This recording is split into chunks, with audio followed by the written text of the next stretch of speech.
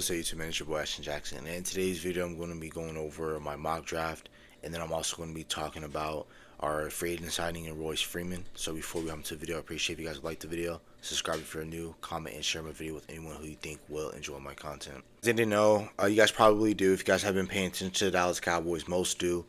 And we did sign running back Royce Freeman. He is 6 foot, weighs 238 pounds. He came from Oregon and was drafted in the 3rd round, pick 71 from the Denver Broncos.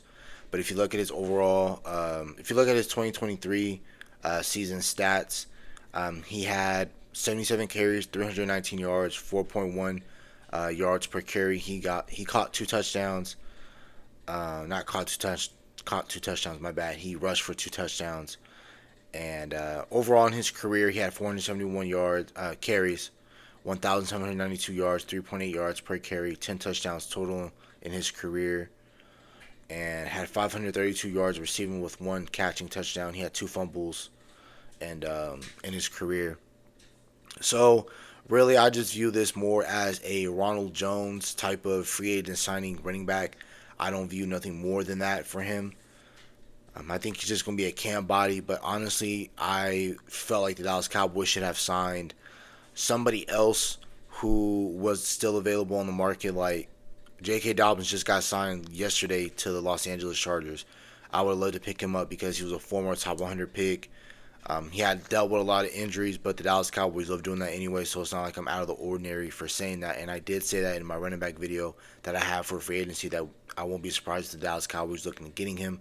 Because again, like I just said, former top 100 pick, injury prone. The Dallas Cowboys feel like they can get him in on a cheap deal, and if they can get any sort of production out of him, out of like a running back 2 or running back 3 role, that would be an A+ signing in their opinion. So you could have signed possibly Dalvin Cook.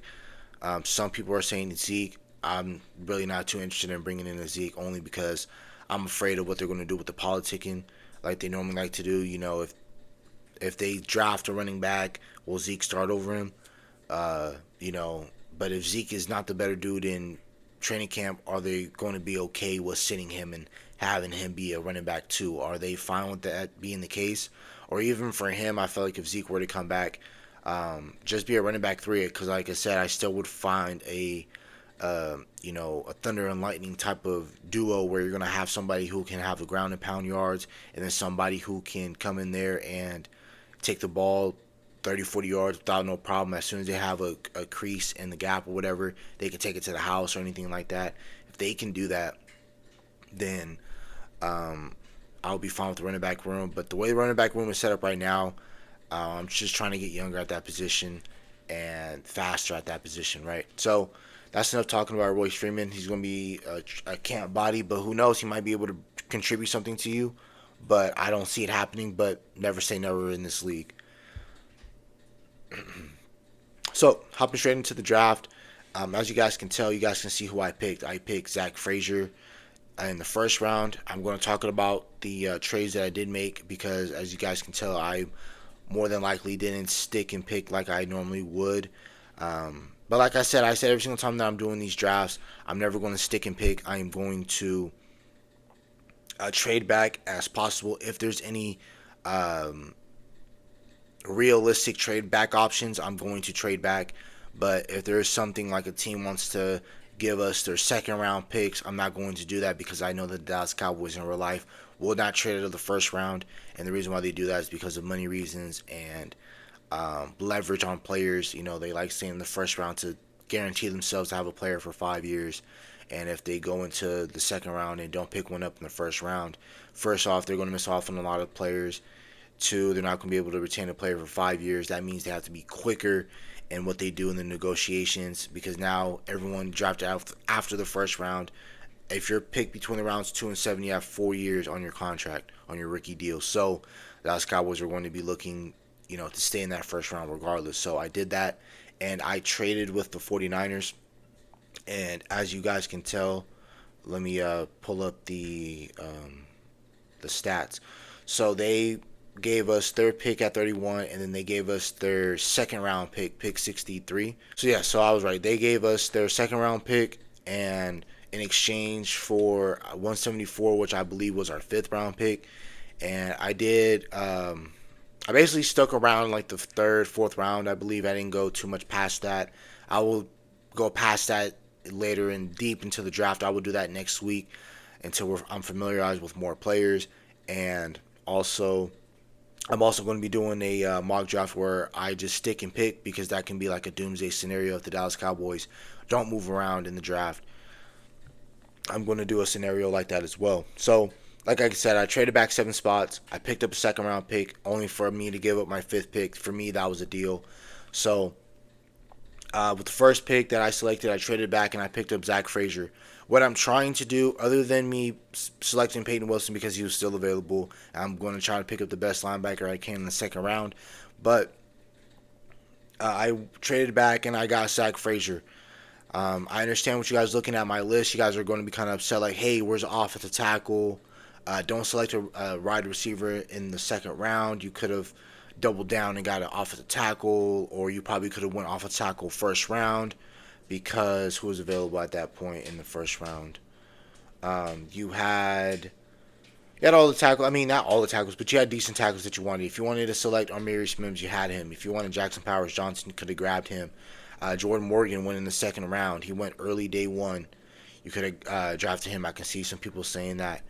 If some people are crazy and said you could have drafted Tyler Guyton, I'm not interested in drafting Tyler Guyton. I think he's a solid player, but he's just too new at the position for me to say. Him and Amarius Mims both are, but Tyler Guyton has nothing right now where you can be like, okay, look, I want to draft him because of this, and doesn't have anything concrete in his game for you to be like, he does this very well, let's just build off of this. He doesn't have that yet in his game, so he's too much of a developmental project for me right now. And if you're in an all-in year, I need a player who can come in and start for you. Yeah, Kingsley Sumatal from BYU, the offensive tackle. You could have drafted him. I see his name linked a lot to the Dallas Cowboys. And that was pretty much it. You have Cooper Bebe, who was available, but I didn't really feel like sticking with that. So traded with them with that. I got Zack Frasier. Everything you wanted in an offensive center, you're going to get. High IQ, player that can move player out of gaps and that can help you out in the run game. He's athletic enough to get to the second level and mow people down. I have no problem with him. I really love him as an offensive center. I feel like he's one of the top 3 offensive centers in the draft coming out. You know, you got Jackson Powers Johnson, who I feel like who has the best center tape in the game. I agree with Skywalker still on that. So you got Jackson Powers Johnson, you got Graham Barton, who's most likely going to be kicked inside to either a guard or a center. And then you have Zack Frasier, and I feel like Zack Frasier should be talked about a lot in this draft. I feel like he's a really great offensive talent, and he's definitely somebody that I'm looking at in a trade back scenario to pick up at the end of the first round. Again, I'm still fine with picking up a Jordan Morgan, but does Dallas Cowboys view him as an offensive tackle is my thing, right? Because if they view him as a guard, I can't draft Jordan Morgan if they view him as a guard, but all his tape indicates that he's a tackle to me.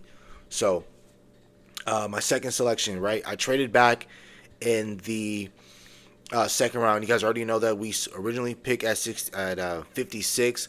I traded back 6 spots with the Baltimore Ravens. They went up there and they drafted Trey Benson. I still ended up getting Brallan Allen, so I'm really happy that I still got a back that I really wanted, an explosive type of back. But again, what the Dallas Cowboys need is more picks, right? So I traded back. They ended up swooping up our pick in 2025 for our 4th round.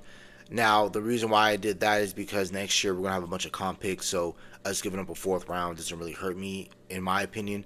So doing that, I was okay with doing that, and plus I'm doing a simulator for this year, not next year, right?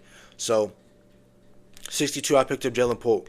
He's a let me see his so he's 6'1", 203 pounds. He has an 8.85 RAS score. Whoever is interested in that, he has great size. He's explosive. He catches everything, guys. He's a great route runner too. You can put him in inside, outside, wherever you want. He's a really great wide receiver.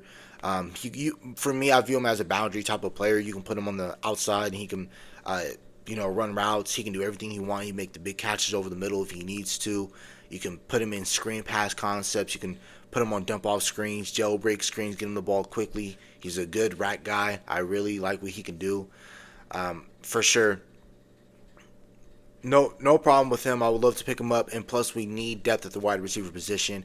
And for me, I will be upset if you can't if you leave day two not drafting a receiver and you don't have a fourth round pick. I'm going to be upset if you can't pick up one of these wide receivers, because if you look at this wide receiver room outside of CeeDee Lamb, God forbid, if he faces any sort of injury, you're back to 2020. What was that? 2022, when you had barely any wide receivers outside of CeeDee Lamb.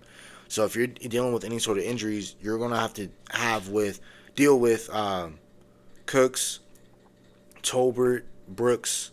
Those are gonna be your three wide receivers. Let alone if you promote anybody onto the roster, whether that's Jalen Marino Cropper from last year's UDFA. So you really need to be thinking about wide receiver, right? I went Peyton Wilson. Talked about him a lot. He runs a 4.440, sideline to sideline speed. Has 5.5 sacks. Has been healthy for the past 2 years, but his first 2 years to start his college career, he was hurt, and he has double-digit surgeries, so that's why he's falling down in the draft.